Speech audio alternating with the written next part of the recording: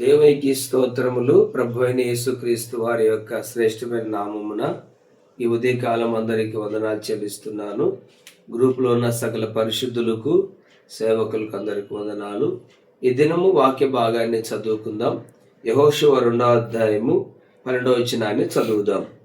నేను మీకు ఉపకారం చేసి తిని గనక మీరును నా తల్లి ఇంటికి ఉపకారము చేసి నాకు నిజమైన ఆనువాలు ఇచ్చి నా తండ్రియు నా తల్లియు నా అన్నదమ్ములను నా అక్క చెల్లెండ్లను వారికి కలిగి ఉన్న వారందరూ చావకుండా బ్రతికినిచ్చి రక్షించినట్లుగా దయచేసి యెహోవా తోడని ప్రమాణము చేయడనిను. దేవునికి స్తోత్రములు. యెహోషువ యెరికో పట్టణాన్ని చూడడానికి వేగుల వారిని తను పంపించినప్పుడు అక్కడ వారు రాహాబు ఇంటికి వెళ్ళారు. వెళ్ళిన సంగతి ఆ యొక్క యెరికో రాజుకు తెలుసుకొని ఆ యొక్క ఇద్దరు మనుషులను ఆయన వెతకడానికి రాహాబు ఇంటికి పంపించాడు. మరి రాహాబు ఇంటికి వచ్చిన సైనికులను రాహాబు ఏం చేసిందంటే ఆ యొక్క వేగుల వారిని, దేవుని బిడ్డలిద్దరిని తన ఇంటిలో దాబెట్టింది. మన యొక్క జమ్ము పెట్టెలో ఇంటిపైన దాబెట్టి వారితో అన్న మాట ఏమిటంటే, ఇశ్రాయేలు వచ్చిన మాట వాస్తవమే ఇద్దరు, కానీ వారు పొద్దు కొంగుతుంది కాబట్టి వాళ్ళు వెళ్ళిపోయారు. ఇటు వెళ్ళిపోయారు, వెళ్ళి వెతకండి, ఒకవేళ దొరుకుతారేమో అని చెప్పి వారిని పంపించింది ఆ సైనికుల్ని. తర్వాత ఇశ్రాయేల్ దగ్గరికి వచ్చి వారితో మాట్లాడుతుంది, అయ్యా నేను మీకు ఉపకారం చేశాను, మీరు కూడా నాకు ఉపకారం చేయాలి. నాకును నా ఇంటికి, నా తల్లిదండ్రులకు, నా అన్నదమ్ములను మీరు నాశనం చేయకూడదు. మీరు యుద్ధాన్ని ఎలా పాయలు చేశాడో మీ దేవుడు, ఎలా మీరు రాజును నాశనం చేశారో నాకు తెలుసు. మీ వలన మా ప్రజలకు భయం పుడుతుంది, మా గుండెలు చెదిరిపోతున్నాయి. మీరు ఏదైనా చేస్తారు కాబట్టి మీ దేవుడు గొప్పవాడు, కాబట్టి మీరు అనుకున్నవి ఏదైనా చేయగలుగుతారు.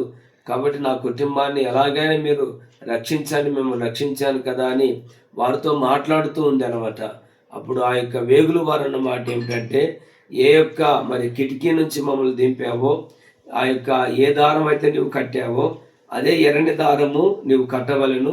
మేము ఇక్కడికి వచ్చిన తర్వాత నీ ఇంటిలో ఉన్న ఏ ఒక్కరు మేము నాశనం చేయము. ఈ యెరికో పట్టణాన్ని అంతా కూడా మేము స్వాధీనం చేసుకుంటాము, ఇదంతా నాశనం చేస్తాము. కానీ నీవు మమ్మల్ని రక్షించినందువలన నీ ఇంటికి కూడా మేము ఉపకారం చూపిస్తామమ్మా. ఇదిగో ఈ ఇంటిలో ఎవరైతే ఉంటారో వాళ్ళని ఏ హాని చేయమని మాట ఇస్తారు వాళ్ళు. ఆ విధంగానే మనం 6వ అధ్యాయంలో చూసినప్పుడు వారు వస్తారు ఇశ్రాయేలు. ఆ ఇంటిలో ఆ యొక్క రాహాబు ఇంట్లో ఉన్న వారిని నాశనము చేయరు.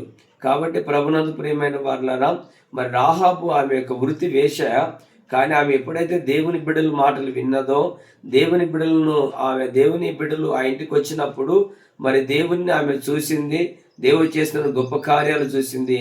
వెంటనే తన జీవితాన్ని మార్చుకొని, తన జీవితాన్ని దేవునికి సమర్పించుకొని, తాను ఒక్కటే రక్షింపబడాలి అనుకోలేదు, కానీ తన కుటుంబము, తన తల్లిదండ్రులు, అన్నదమ్ములు, అంతకుముందు ఆమెను కాదనుకున్న వాళ్ళ దగ్గరికి అంత వెళ్ళి ఆమె విషయాన్ని చెప్పి ఆ ఇంటిలోనికి చేర్చుకొని అందరిని కూడా రక్షించింది. తర్వాత యూదా జాతి యొక్క లెక్కలోనికి ఆమె వచ్చింది. యేసుక్రీస్తు వంశంలో ఆమె పేరును కూడా దేవుడు తీసుకొని వచ్చినట్లుగా మనం చూస్తాము.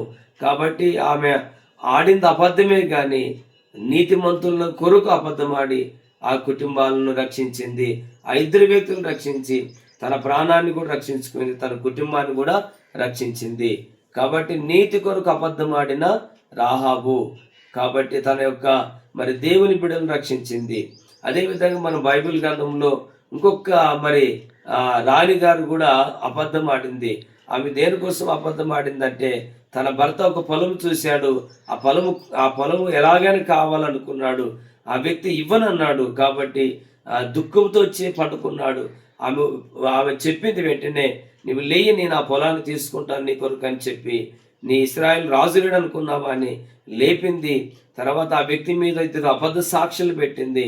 వెళ్ళి అబద్ధ సాక్షులు చెప్పింది, రాజును దూషించాడు, దేవుని దూషించాడని చెప్పి నీతిమంతుడైన నాబోతును ఆ యొక్క రాళ్ళు తీసుకొని కొట్టి చంపివేసింది.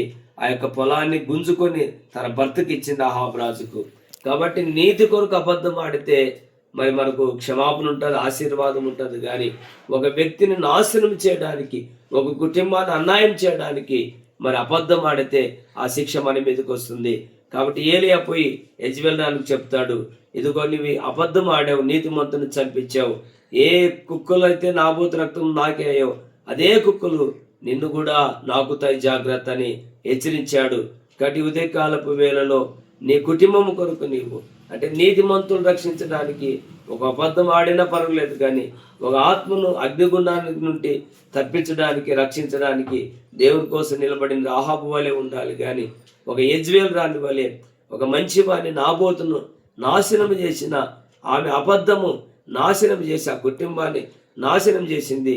ఆ శిక్ష ఆమె ఇంటి మీదకి తీసుకొని రాబడింది. ఆమె ఇల్లు నాశనమైంది. అలా మనం ఉండకూడదు. ఒక రాహాబు తన యొక్క ఎంత పాపిష్ఠురాలైన తన జీవితాన్ని మార్చుకొని నీతిమంతులు రక్షించి ఆమె కూడా నీతిమంతుల లెక్కలోకి రాబడింది. ఆమె కుటుంబాన్ని దేవుడు దీవించాడు. కాబట్టి ఆమె కుటుంబం పట్ల ఆమెకున్న బాధ్యత మనం ఆలోచన చేద్దాం. ఆ విధంగా మనం జీవిద్దాం. మరి నీతి కొరకు ఒక అబద్ధం ఆడుట ఆశీర్వాదకరం. ఒక వ్యక్తి పరలోకం వెళ్ళుట ఎంతో ఆశీర్వాదకరం. మన పట్ల మన కుటుంబం పట్ల బాధ్యత కలిగి జీవిద్దాం. దేవుడి మాటలు దీవించిన గాక. ప్రార్థన. పరిశుద్ధుడానికి వందనాలు. విన్న ప్రతి కుటుంబాన్ని దీవించి ఆశీర్వదించండి. నీతిమంతులుగా ఉండటకు సహాయం చేయండి ప్రభా. ఒక అబద్ధము అది ఒక వ్యక్తిని రక్షించితే అది ఆశీర్వాదకరం, కానీ ఒక అబద్ధము ఒక వ్యక్తి కుటుంబాన్ని నాశనం చేస్తే ఆరు కుటుంబానికి అది నైనా శాపం తెస్తుందని తెలుసుకొని ఆ ప్రకారం జీవించే భాగ్యం ఇవ్వమని యేసు నామములో ప్రార్థిస్తున్నా తండ్రి, ఆమేన్. రాహాబు వలె జీవిద్దాం. అనేక ఆత్మలు ప్రభు కోసం సంపాదిద్దాం. అందరికి వందనాలు. దేవునికి స్తోత్రం.